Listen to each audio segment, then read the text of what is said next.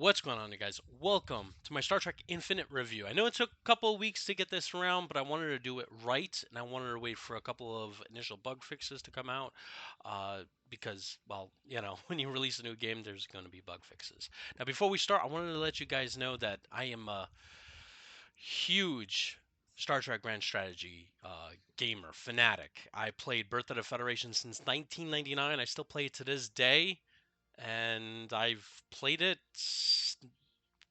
haven't played it since starting this game. That tells you something.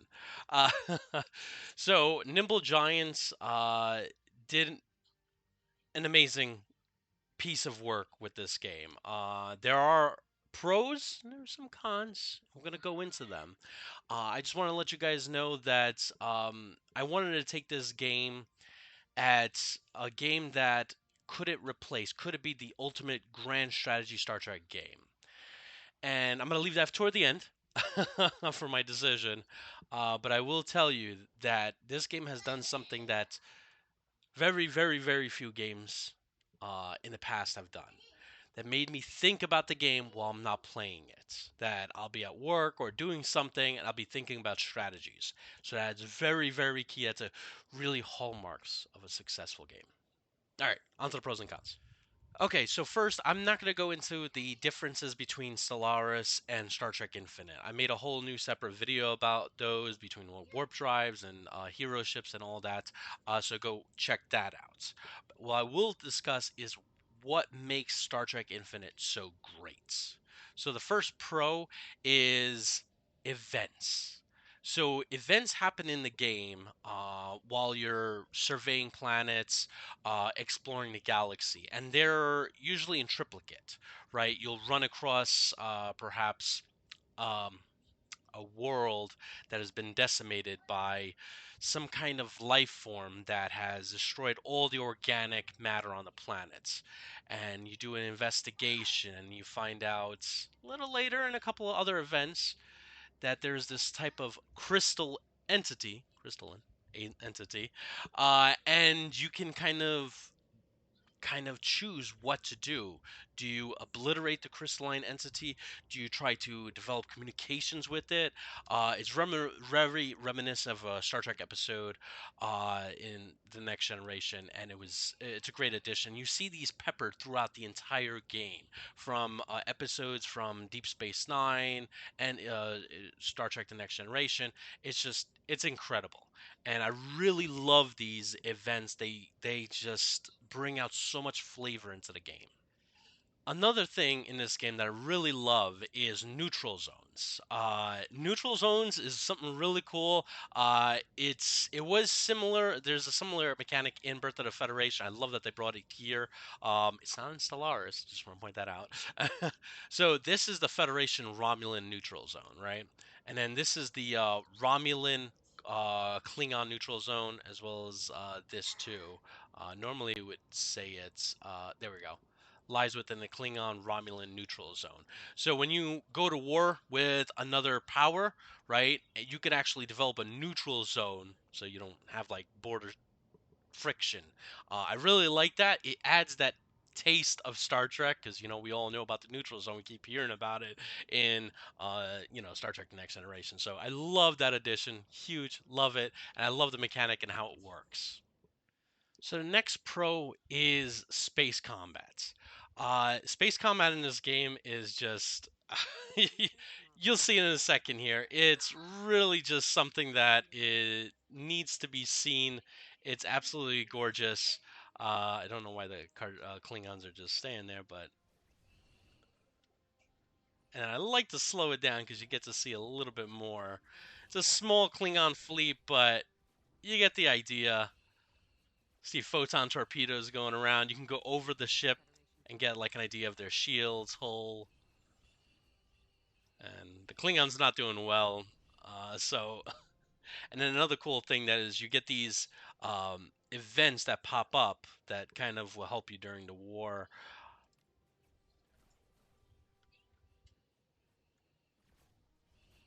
And you can tell when a ship has their hull damaged or when they get hit by shields, because you'll get that shield effect, or it'll just start hitting the hull like it did with there. So really amazing. The next pro is ship models. They are gorgeous. You could zoom in and you can just see this beautiful Excelsior class starship, right? Got some Mirandas here, right? Intrepid class starships. I mean, the detail is just absolutely gorgeous. It's just amazing. Now, would I would have liked to see the name of the ship there? Yes, but I mean, I'm happy with what I see here. It's absolutely amazing. So huge props to the developer, and I love that you can go into Ship Designer, and you get to see the ship in even more glory. There, look at that gorgeousness. One con that I want to point out is, so as you can see here, it says Galaxy USS Valaris 12, right? I would have loved for them to do like NCC 1, 2, although I have a lot more than 12 ships, so I'm assuming the numbering scheme is a little off. I don't know if that's the 12th iteration of that ship, so it should probably be NCC, probably like 46-A, you know what I'm saying? So that's a little off. I noticed, this 12 and then this one is 16. They're not numbered correctly per the way the Star Fleet does it, so it's a weird con. Another pro that I love is the hero ships. So one of the hero ships is the USS Enterprise here, where I have Admiral Riker. Unfortunately, Picard died of old age by this point. It's 2474. Um, and actually, Will Riker actually died too. I don't, it's a little bit of a bug happening here, but he actually passed away too. But he's commanding the Enterprise. Uh, but it's really cool. They add so much capability in the game. A lot of diplomacy. You could use them for battle. I just love the addition of it. I love sending the first fleet along with the Enterprise. Right, the Enterprise leading the way. I just wish that you could attach the Enterprise into a fleet. That would have been awesome. But you can't. It's a separate kind of thing. But it's amazing that you can have these hero ships. You can have the Enterprise D, the Enterprise E, and the Cerritos. So, love it. Another pro that I love in this game is the mission tree. This is amazing. Every time it lights up that I have a new ability here, I get very excited. So, this was a huge, amazing addition to the game. As you can see, I got the Enterprise and I got actually Worf. And once you gain like Worf and I got Data, they actually become part of your leaders. So Worf, son of Mo, actually is no longer around. Actually, again, it's 2474. So, but one person is still around. So they could be part of your admirals, your generals, your scientists. So it's really amazing that I love having these legendary people inside the game. It's amazing. I love this edition. And I'm so thankful for it. And there's so many different paths you can go down in this mission tree. That is amazing. Which leads me to my next pro is something that I've never seen any Star Trek game do, and I'm huge props to Nimble Giant for this. You can go down this path, which I didn't, but you can. You can empower Section 31, reform the charters, control the militarized zone, basically go down a dark Federation path. I love that this is in here. It's not for me, but I'm sure it's for a lot of other people. I might play it one day, you never know. But I love that because there's so many different times in the next generation Deep Space Nine where the Federation had that possibility. I believe one episode it might have been Paradise Lost, um, to go down that path, but didn't.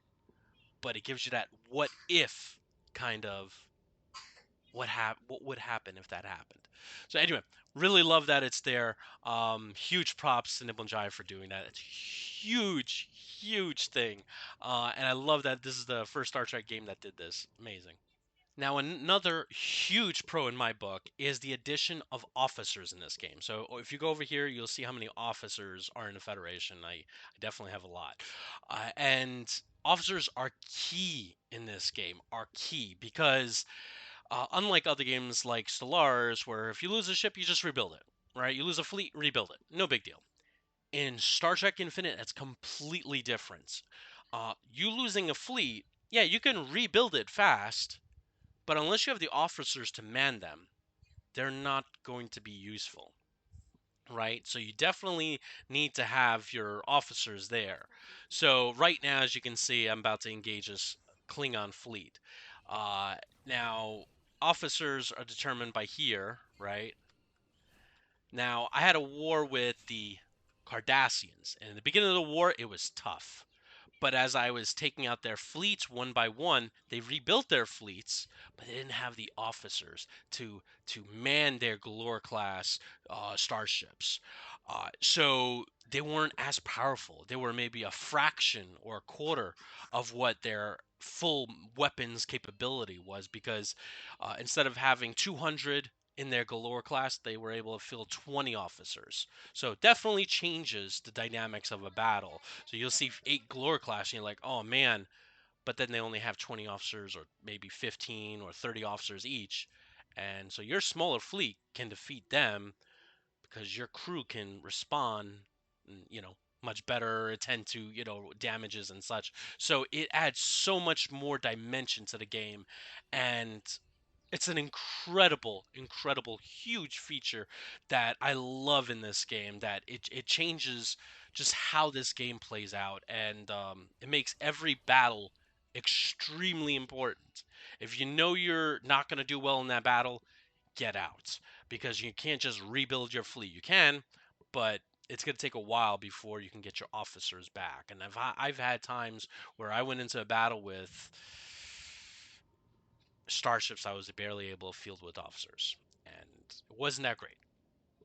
So there are tons of other pros that I just want to talk about, but I'll be going on and on and on forever. So I'll just list them in a list here on the screen. There's just so much great things in this game, so many pros to talk about, from like music players to the coming of a Dyson sphere, legendary ships being included in the game. So just really amazing stuff coming. I'll put them, as I said, in that list.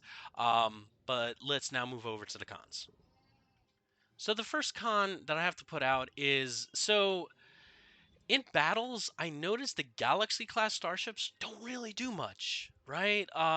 Like my Miranda class starships and my Intrepid and Excelsior, they go in and they go in firing, right? But usually my Galaxy class starships are in the back, and I've tried to change some of the options, try to get them more involved, but I haven't seen anything. And they literally just stand way back, maybe firing a quantum or photon torpedo. And as you can see here, they don't like. As you can see, I don't know if see a couple of torpedoes out. Not much. I don't know if they're actually firing phaser arrays, and maybe it's a bug that's not showing it. That's been a known thing. But I do feel like the Galaxy class starships are not playing a vital role. It could be due to that bug, but as far as I see, I just see them just standing still. And the amount of money and investment and stuff like that to a Galaxy class starship, you want them to be a little bit more active. The other con that I have, and it's not a big con, it's a small con. A lot of the rest of these are very small cons. Like, I would love maybe like a little box here that says the total number of ships. Now I can count. This is what? This is 11 plus 6, 17. It's 21. It's 24 starships, right? But when I have like 3 or 4 fleets all together stacked up, I have to actually count how many ships are in each fleet and then combine them, and I'm like, oh, okay, now I have 90 ships in this fleet. It would be so much easier if it was like, there was like a button. If you had multiple fleets stacked up and say you have 101 ships in this fleet, it adds a bit of immersion. Like, wow, I have 101 starships. They're about to go into Klingon space. It just adds that little whoa. Another small bug is when I normally, for example, if I send a sign ship, right, and let's say, let's pretend I didn't see the Kesprit here, I didn't meet them, and I send a sign ship here and I meet them, and I open up diplomatic relations up, I open hailing frequencies, uh, and we establish relations. My science ship will actually get kicked all the way back to the Federation. Again, small bug. Could be easily fixed. Another small weird con that I have is we need more voiceovers in the game. So like if you click on this, Our union greets you. Our union greets you. it's the Our same union. one all the time. Jolan true. And Jolan you know, true. it's fine for the first few Jolan times, true. but Jolan true. after a while, it's just Nuke like near. Nuke near. I was hoping for a little Nuke bit near. more. Not a lot, you know, it could be three, you know, three for each.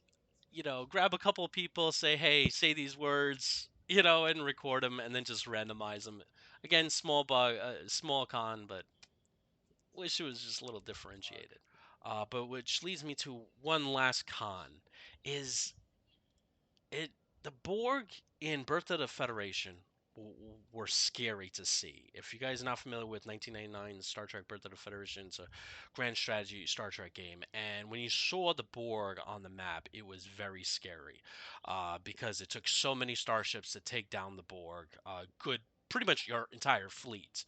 And if the Borg decimated a world, it would develop that if that cube decimated a world, it would create a second cube, and then it would go to another world, and then just doubling, doubling, doubling to the point where if you don't work together with the Cardassians, the Klingons, and the Romulans, right, you're gonna lose the game. If the Borg ravage all of Klingon space, right, by the time they get to you, there's gonna be 30 cubes, and there's no way you're gonna take them out.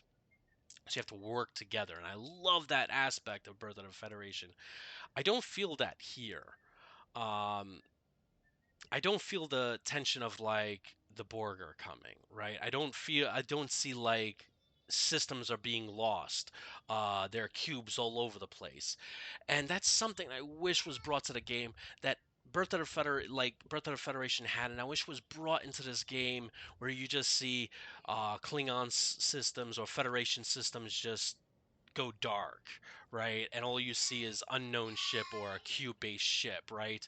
And you realize something bad is coming, you know, that you're not going to be able to stop them. And it adds so much drama and immersion to it, and it's not there. And by this point in the game, right, I can't get the Borg event to trigger, and so in essence, it's just we're just playing out with what's going on. Um, so yeah, I mean, at this point, like I just kind of not stop playing. I just it just that end game crisis of the Borg was something I was so looking forward to. And it not being there, not being that terrifying force, really kind of just really dashed my hopes. Anyway, guys, so that is my pros and cons list for Star Trek Infinite. All I'll say about this game is I love this game. There's so much in this game that I really love. I love sending fleets in, hoping to hold off the Cardassians. Should I get involved in the Bajoran independence movement? I see the Cardassians went after Malcor. Should I help the Malcorians? What is the Federation responsibility? What is our ethos there? I love these decisions, and they make me think about it while I'm playing and when I'm not playing the game. And so Nimble Giant did an incredible job, and the sky's the limit from here because Nimble Giant. Hopefully, they'll make more DLCs, adding the Gamma and Delta quadrants, adding things like the Dominion invasion. I'm hoping that, and I'm not hoping, I know that the modders are already doing some incredible work. It's only been a few weeks, but one modder actually got the way the Cardassian, Klingon, Romulan, and Federation governments uh, strategically located per the canon map. So I'll put a link in that in the description to I saw it and I have to download it and try it out in my next game. But it's really amazing because you see where Kronos is and you see Romulus and it's very canon. and I love that. And just some of the stuff that I see in the workshop for these mods is just incredible, and I can't wait to see what more is coming. Anyway, huge props to Nimble Giant. You guys have made just something beautiful, something just Star Trek, and I'm this is gonna be what Birth of the Federation was in 1999, right? Um, it's going to be the measure of what every other Star Trek Grand Strategy game comes forward. It's going to be something that's I don't think could be easily replicated. The stuff that they added from officers to neutral zone, all this is just amazing. So huge props to Nimble Giant. Thank you, Nimble Giant. Thank you, Paramount. Thank you, CBS. Thank you, Paradox. This is amazing. Thank you again. Catch you guys in the next one. See you then.